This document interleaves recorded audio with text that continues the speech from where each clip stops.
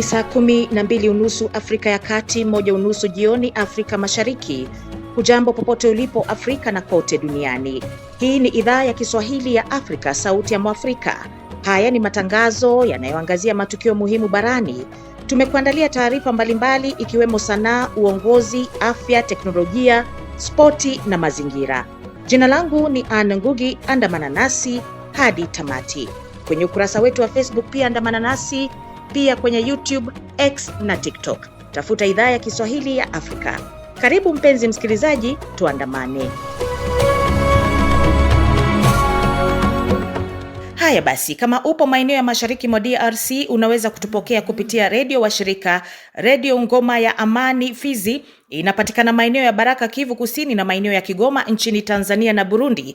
Fuatilia matangazo haya pia kwenye redio Rwanzururu, yani RTR Beni. Hii ipo kwenye FM 93.5 ikihudumia maeneo ya Beni, Ituri, Lubero na viunga vyake, pamoja na kuwafikia wasikilizaji wa Bundibugyo, Kasese na Masaka nchini Uganda.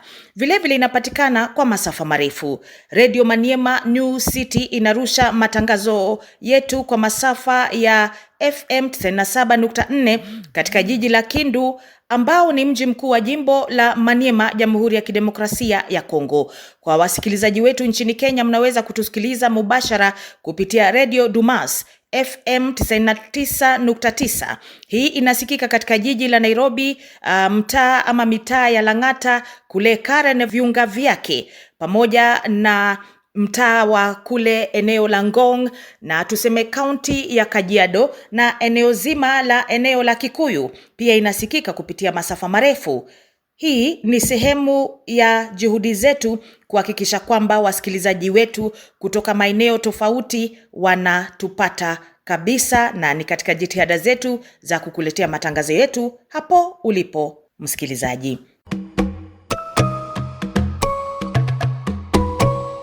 Vilevile tumepata redio washirika wapya kutoka nchi ya Tanzania.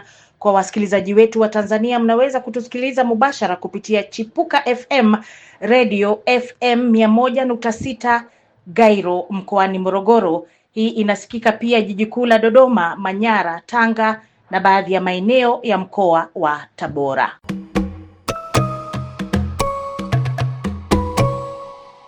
Alhamisi ya Januari 15 ndiyo siku ya leo, wiki ambayo raia wa Uganda wanafanya maamuzi muhimu ya uongozi wa taifa hili. Lakini kwanza tupate taarifa za habari naye Angela Nyendo. Raia wa Uganda wamehitimisha zoezi la kupiga kura katika uchaguzi mkuu uliochukuliwa kuwa na mvutano mkubwa, wakati ambapo Rais Yoweri Museveni anatafuta kuendelea kuchukua nafasi ya uongozi kwa zaidi ya miongo minne. Kwa maswali kuhusu urithi wa uongozi yakizua wasiwasi. Museveni wa umri ya miaka 81 na ambaye amekuwa madarakani tangu mwaka 86 anaungwa mkono na jeshi pamoja na vigogo wa chama tawala cha National Resistance Movement NRM. Anatarajiwa kukabiliana na changamoto kali kutoka kwa mpinzani maarufu upinzani ambaye ni mwanamuziki aliyebadilika na kuwa mwanasiasa Robert Kyagulanyi maarufu kama Bobi Wine, ambaye amevutia upinzani miongoni mwa vijana kwa ahadi ya kung'oa utawala wa dikteta. Usalama uliimarishwa katika mji mkuu Kampala na maeneo mengine, huku jeshi likionekana kwa idadi kubwa barabarani. Umoja wa Mataifa umesema uchaguzi unafanyika katika hali ya ukandamizaji na kutisha. Matokeo ya uchaguzi yanatarajiwa kutangazwa katika kipindi cha saa 48 baada ya kura kufungwa. Wakati huo huo, raia nchini Uganda wamegeukia programu ya ujumbe isiyohitaji mtandao ya simu iitwayo kama BitChat, ama ilitengenezwa na mwanzilishi mwenza wa Twitter Jack Dorsey kufuatia kufungwa kwa huduma za mtandao na vikwazo vya mawasiliano vilivyowekwa na serikali ya Uganda. BitChat imeibuka kama njia muhimu ya mawasiliano kwa Waganda waliokatishiwa kabisa na mtandao wa internet wakati uchaguzi na mvutano unaofanyika nchini humo, ambapo Rais Yoweri Museveni anaweza kuendelea kuongoza taifa kwa zaidi ya miongo minne. Programu hiyo imepanda juu katika maduka ya App Store na Google Play nchini Uganda baada ya kupakuliwa zaidi ya mara 4 kwa kipindi cha miezi miwili iliyopita. Tofauti na Twitter sasa ambayo inajulikana X, BitChat haitegemei mtandao wa internet huduma za simu. Shukran sana Ng'endo Angela. Na hatimaye raia wa Uganda wamefanya maamuzi muhimu hii leo ya kuamua nani kuiongoza nchi hiyo kwa muhula mwingine. Taarifa za mapema zilinadi ucheleweshwaji wa vifaa vya kupiga kura katika baadhi ya vituo. Shughuli hiyo ya kupiga kura kwa sasa imemalizika katika maeneo mengi, na wakati wowote maafisa wa kusimamia uchaguzi wataanza zoezi la kuhesabu kura katika vituo mbalimbali kote nchini Uganda. Taifa hilo la Afrika Mashariki linatarajiwa kuwa na rais, wabunge na madiwani wapya. Huyu hapa Sada Mubale ambaye amefuatilia shughuli ya leo siku nzima, na hii hapa taarifa yake. Naam, tumekuwa tukizuru maeneo tofauti hapa jijini Kampala, ambapo wapiga kura katika maeneo mbalimbali wameamka mida tu ya asubuhi kwa ajili ya kutekeleza hili jukumu lao la kihistoria na la kidemokrasia. Lakini mida ya asubuhi kidogo kumekuwa na hitilafu kwenye mashine ambazo zilikuwa zinatumika kwa ajili ya kudhibitisha wapiga kura katika maeneo mbalimbali, na hilo jambo kidogo lilikuwa limesababisha kuchelewesha kwa uchaguzi. Lakini sasa hivi hapa ambapo nilipo, hii sehemu ni Makerere 1 katika shule ya msingi ya Makerere.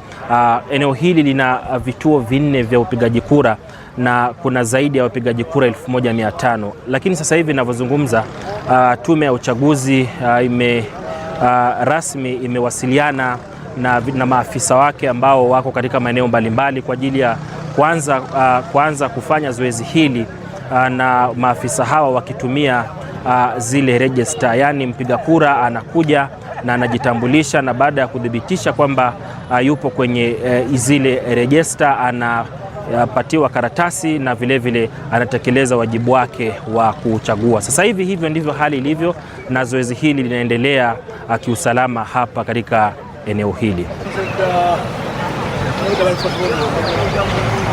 Baada ya mashine kufeli kudhibitisha wapiga kura katika maeneo mbalimbali nchini, mwenyekiti wa tume ya uchaguzi Simon Byabakama amehutubia wanahabari tu na kuwaelekeza maafisa wa uchaguzi kuanza kutumia madaftari au zile register kwa ajili ya kudhibitisha vitambulisho na vile kudhibitisha wapiga kura ambao wapo katika maeneo mbalimbali, ili tu zoezi hili liendelee vizuri. Na mimi ni Sada Mubale, idhaa ya Kiswahili ya Sauti ya Afrika hapa jijini Kampala.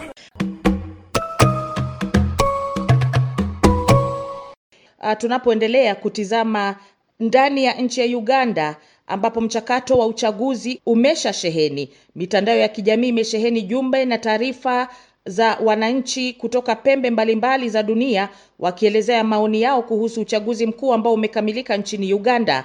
Haya basi, sasa tujiunge na mwanahabari wetu Felix Gatumo ambaye amekuwa akisakura mitandao hiyo na kutuandalia baadhi ya jumbe. Asante sana na maoni ni mengi kupitiliza, hasa kupitia mtandao wa Facebook. Raia wa Uganda J. Kayaga Henry amesema kuwa siku ya leo imeiweka Uganda katika mlango wa fursa mpya, akisisitiza kuwa uongozi wa kweli ni huduma na kwamba mwananchi wa kawaida ana jukumu kubwa la kuamua mustakabali wa taifa kupitia kura yake. Naye Nabix Ada ameueleza uchaguzi wa leo kuwa wa kihistoria, akiwataka Waganda kusimama imara, kuwa wamoja na kutokubali hofu wala vitisho, akisisitiza umuhimu wa kura na ujasiri wa wananchi katika kujenga Uganda wanayoitamani. Kutoka nje ya Uganda, Kakuru wa Tanzania ameibua maswali kuhusu mchakato wa kuhesabu kura na muda wa kutangazwa kwa mshindi, akilinganisha hali hiyo na chaguzi nyingine barani Afrika zinazokumbwa na kuzimwa kwa interneti. Katika mtandao wa X, Frata Victor amesema siku ya uchaguzi imegubikwa na mazingira magumu, akitaja kukosekana kwa interneti na uwepo wa wanajeshi mitaani, hali ambayo kwa maoni yake imeibua mjadala mpana kuhusu maana halisi ya demokrasia. Wengine kama Paul Kimeli akiwa nchini Kenya ametakia Uganda amani na busara katika hatua zinazofuata, huko David Rigiri akiomba muujiza na mabadiliko mema kwa taifa hilo. Kadri hatua za kuhesabu kura zinavyoanza, wananchi wa Uganda na jumuiya ya kimataifa wanasubiri kwa makini matokeo ya uchaguzi huu, huku wito wa amani ukiendelea kutolewa katika kipindi hiki muhimu. Maoni ni mengi tu lakini leo ni hayo tu nimefanikiwa kupakua kwenye mitandao ya kijamii kuhusu uchaguzi mkuu wa Uganda. Haya basi, kumbuka kwamba hujachelewa. Wakati tunamshukuru Felix kwa kufanya kazi hiyo nyingi ya kuchakura maoni kwenye mitandao, kumbuka pia unaweza kutoa maoni yako papa hapa kwenye idhaa ya Kiswahili Sauti ya Afrika, na tutayasoma wakati tunaendelea na matangazo yetu. Jumla ya wagombea 6 waliojitokeza kuwania kiti cha urais, miongoni mwao ni Migosha Muntu. Zamani alikuwa mshirika wa karibu wa kiongozi wa zamani Kizza Besigye, lakini baadaye Muntu aliamua kuunda chama chake cha kisiasa ili kugombea urais wa Uganda. Ana sifa gani mwanasiasa huyu? Tupate tathmini lake Silvanus Karemera. Uchaguzi wa Uganda ni kinyang'anyiro kingine kati ya wagombea 8, lakini mtifuano ni kati ya mafahali 3 akiwemo mwanajeshi na afisa mkuu mstaafu katika jeshi la Uganda UPDF, Mugisha Muntu. Mugisha Muntu ni mmoja wa wanasiasa wa Uganda wanaojitokeza kwa utulivu lakini wenye ushawishi mkubwa, mtu ambaye safari yake binafsi inaakisi kwa karibu historia ndefu na changamoto ya nchi hiyo kupitia migogoro, mamlaka na mabadiliko ya kisiasa. Alizaliwa tarehe 12 Oktoba mwaka 1958 katika wilaya ya Ntungamo, magharibi mwa Uganda. Tangu akiwa mdogo, Muntu alionyesha nidhamu ya hali ya juu na ari kubwa katika masomo. Alisoma katika shule ya sekondari ya Ntale, taasisi ambayo inajulikana kwa kuwalea viongozi wengi wa baadaye nchini Uganda, kabla ya kujiunga na chuo kikuu cha Makerere ambako alisomea uhandisi. Ntale ni shule ambayo pia Rais Museveni alisomea. Maisha yake yalibadilika kwa kiasi kikubwa mwanzoni mwa mwaka 1980, kipindi kilichogubikwa na misukosuko ya kisiasa kufuatia chaguzi zenye utata. Mwaka 1981, wakati harakati za uasi dhidi ya serikali zilipoanza kuchukua sura, Mugisha Muntu alijiunga na jeshi la upinzani la kitaifa National Resistance Army lililoongozwa na Yoweri Kaguta Museveni. Katika kipindi cha miaka 5 ya vita vya msituni, Muntu alipanda vyeo hatua kwa hatua. Hakujulikana sana kwa hotuba kali au kujionyesha hadharani, bali kwa uongozi wa utulivu, uwezo wa kupanga na nidhamu ya hali ya juu. Sifa hizi zilimfanya awe karibu na Museveni, na baada ya NRA kuchukua madaraka mwaka 1986, Muntu alijumuishwa katika kundi la viongozi waliokuwa na dhamana ya kujenga jeshi jipya la taifa. Mwaka 1989 aliteuliwa kwa kamanda wa jeshi la wananchi la ulinzi wa Uganda, Uganda People's Defence Forces UPDF, na hivyo kuwa mkuu wa jeshi akiwa bado kijana. Alihudumu katika wadhifa huo hadi mwaka 1998. Katika kipindi chake cha uongozi alijengea sifa ya kuwa mwanajeshi mtaalamu na aliyesisitiza muundo, mafunzo na uimara wa taasisi za kijeshi. Kadri muda ulivyopita, mitazamo yake kisiasa ilianza kutofautiana na ile ya Rais Museveni. Baada ya kustaafu toka jeshini, Muntu alianza taratibu kuingia katika siasa za kiraia. Baadaye alijiunga na chama cha Forum for Democratic Change FDC, ambacho wakati huo kilikuwa chama kikuu cha upinzani kilichoongozwa na Dr. Kizza Besigye na mpinzani wa jadi wa Museveni. Na mwaka 2012 alichaguliwa kuwa rais wa chama hicho, wadhifa ambao aliuhudumu kwa kipindi cha miaka 5. Akiwa kiongozi wa upinzani, Muntu alijikita katika kujenga mifumo, miundo ya chama na mkakati wa muda mrefu wa kisiasa. Wakati baadhi ya wafuasi wake walipongeza mtazamo wake wa utulivu na misingi ya kanuni, wakosoaji wake walidai mtindo wake ulikosa kasi katika mazingira ya kisiasa yanayotawaliwa na misuguano na makabiliano. Mwaka 2019 alichukua hatua nyingine muhimu kwa kujiondoa FDC na kuanzisha chama chake cha Alliance for National Transformation, ambacho alikielezea kama jukwaa la kuleta mabadiliko ya amani, uongozi wenye nidhamu na umoja wa kitaifa. Kinachomtofautisha Mugisha Muntu ni mwelekeo wa maisha yake. Mpiganaji wa zamani wa vita vya msituni, aliwahi kuwa karibu na Rais Museveni, mwanajeshi mtaalamu aliyefikia cheo cha juu kabisa jeshini, na baadaye mwanasiasa wa upinzani mwenye utulivu lakini msimamo thabiti anayesaka mabadiliko kupitia taasisi badala ya nguvu. Katika nchi ambayo siasa mara nyingi huwa na kelele na makabiliano, Mugisha Muntu anawakilisha mkono tofauti ulioundwa na vita, uliopitia mamlaka na unaoongozwa kwa kiasi kubwa na nidhamu. Katika kinyang'anyiro hiki cha mbio za kuingia ikulu mjini Kampala zinahusisha pia wapinzani wengine kama vile Nathan Mafabi wa chama cha FDC, Mubaraka Mnyangwa Serunga wa chama cha Common Man's Party au CMP, Robert Kasibante wa chama cha National Peasant Party au NPP, Elton Joseph Mamilizi maarufu kama Joseph Mabilizi wa chama cha Conservative Party pamoja na Frank Abulira Kabinga wa chama cha Revolutionary People's Party au RPP. Naam, shukran sana Karemera. Nasi hapa tunahakikisha kukupa taarifa halisi na za kina kuhusu uchaguzi wa Uganda. Endelea kukaa nasi. Tukikolea Uganda bado, mwanahabari Silvanus Karemera pia alipata fursa na kuzungumza naye Kasim Kayira ambaye ni mchambuzi wa siasa bara Afrika, lakini pia mwanahabari mkongwe kutoka nchini Uganda, ambaye anaanza kwa kusema kuwa wagombeaji wote wanapania kila mmoja wao kupata ushindi wa tiketi ya urais. Hebu tusikilize mahojiano hayo. Kama ulivyotaja kwamba kinachoonekana maneno ya uchaguzi, unapoangalia uchaguzi wa Kongo mwaka 2017-18 kama sijasahau, uchaguzi uliomuondoa Rais Kabila alipomaliza mihula kadhaa, na hivyo kikatiba akawa hakubali kurudi kusimama tena.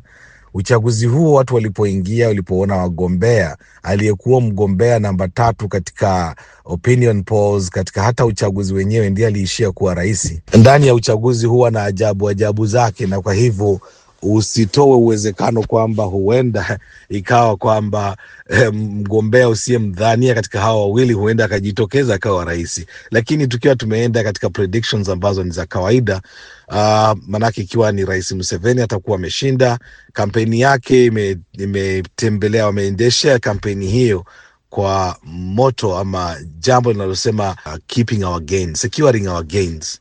Ikiwa kuna vitu ambavyo anaviona kwamba ameweza kufikia, itakuwa ni njia moja ya kuhakikisha kwamba vinadumu, udumishaji wa hayo yaliyofikiwa.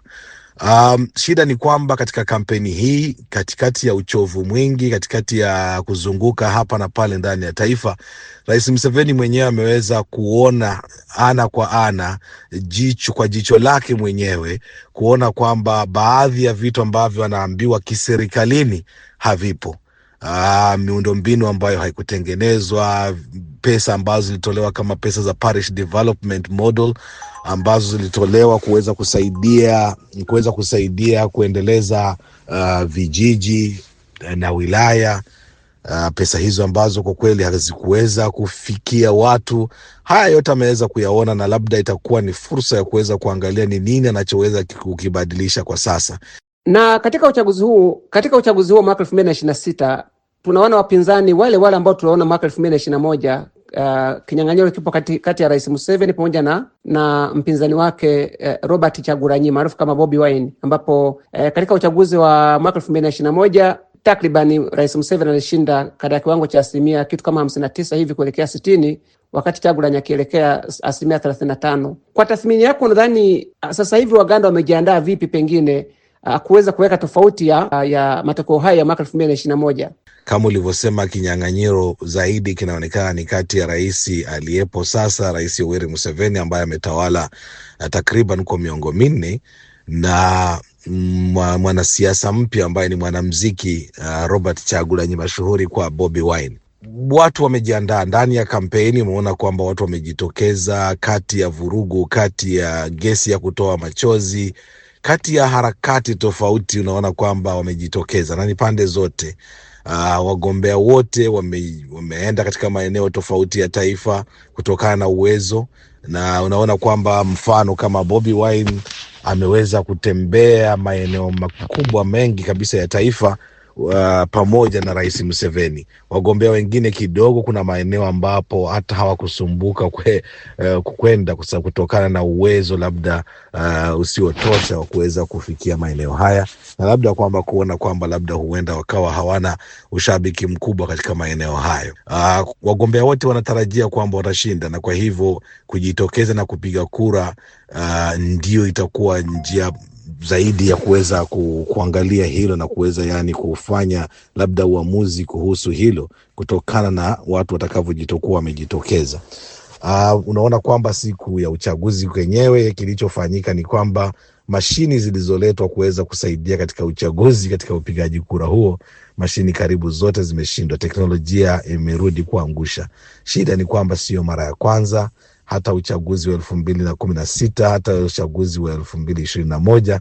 Uchaguzi wote umeonyesha kwamba mashini hizi, sijui hata kwa nini hata tusumbuke na mashini, kwa sababu hivi wameanza kurudia kwenye registers, voters registers, manual system, kutokana na haya maneno ya mashini ya automatiki ambao walikuwa wametarajia kutumia. Naona labda hata tuache kusumbuka na njia hii.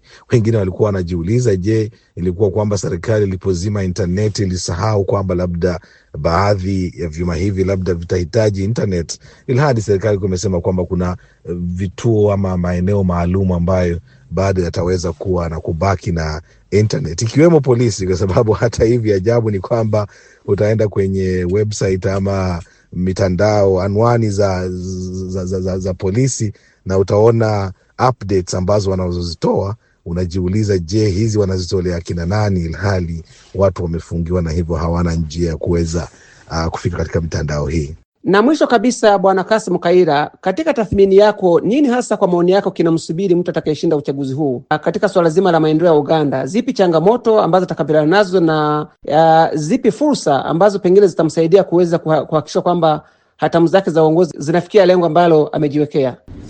Idadi kubwa ya wakazi wa Uganda sasa milioni 45, asilimia kubwa ya hizo milioni 45 ni vijana, wengi wao ambao hawana ajira. Wengi wameona kwamba kuna uwezekano wa kuja, ikiwa mfano Bobi Wine ameweza kufanikiwa na kuwa rais, kuweza kuleta juhudi mpya ambazo huenda labda zikasaidia vijana kuweza kupata kazi. Lakini hata iwe ni Rais Museveni ambaye amerudi, hilo bado ni gumzo kubwa kwa serikali yake, ukosefu wa ajira, ambacho ni kitu sasa kikubwa kabisa.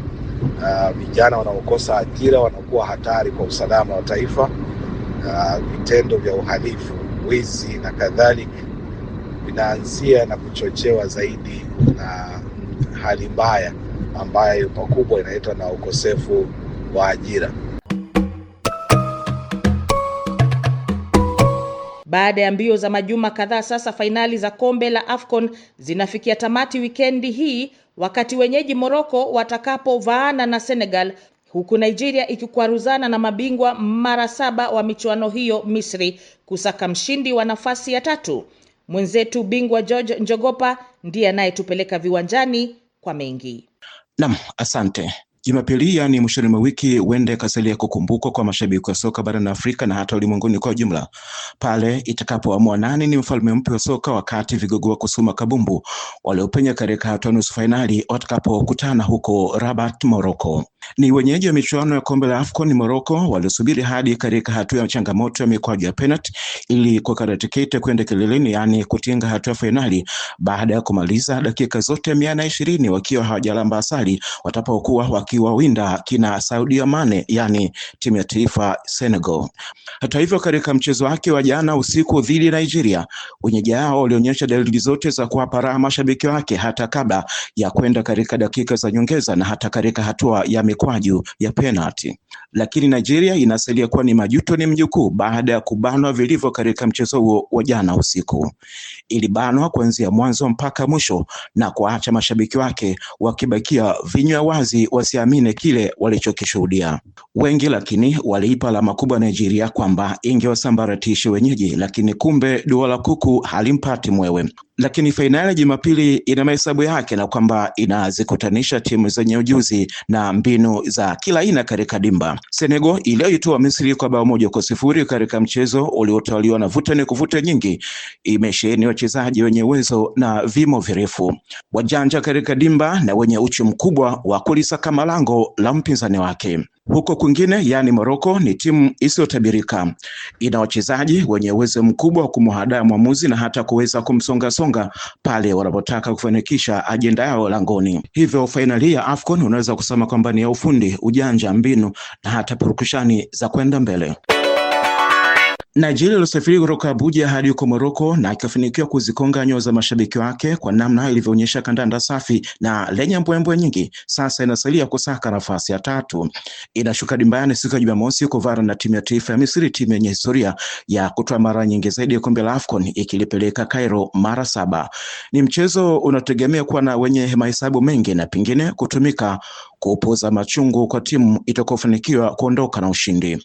Mshambuliaji wa Liverpool ya England Mo Salah anaondoka katika michuano hiyo akiwa ameinamisha kichwa chini kwa kushindwa kunyanyua hata mara moja kombe hilo, licha mataji mengi aliyotoa ikiwemo mwana soka bora wa Afrika na makombe mbalimbali akiwa na klabu yake hiyo ya Liverpool.